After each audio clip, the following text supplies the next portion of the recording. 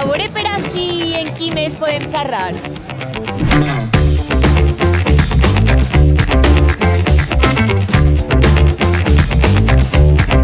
Menudo sarau teniu així muntat, Tu que coneixes bé el col·le, saps d'on provenen els aliments que consumeixen els xiquets al menjador? En la mesura del possible, el que intentem és que siguin productes de proximitat i el més ecològic possible.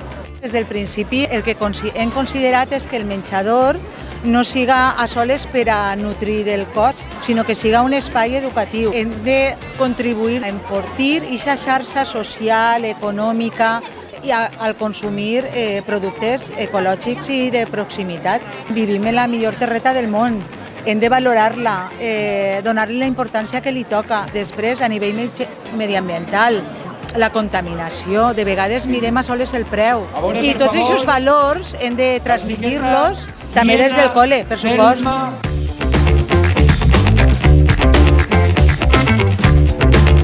Com a membres de l'AFA, què li diríeu a les administracions públiques per a que aquest model de menjador poguera ser extensible a totes les escoles del País Valencià? Jo els diria que estimularen, que posaren les ferramentes administratives. Jo crec que tots guanyem amb aquest model i crec que les administracions haurien de complir el seu paper de funció pública ajudant, posant ferramentes i estimulant aquest model. De fet, aquest canvi es va realitzar fa 3 anys juntament amb l'escola i les famílies i votarem per a una empresa que promoguera aquest tipus d'alimentació. I si així s'ha pogut fer, se podria fer en qualsevol col·legi. Esta escola ens demostra que una alimentació saludable i sostenible és possible. Amb organització, voluntat i suport podem aconseguir que menjar de l'horta siga la norma i no una excepció.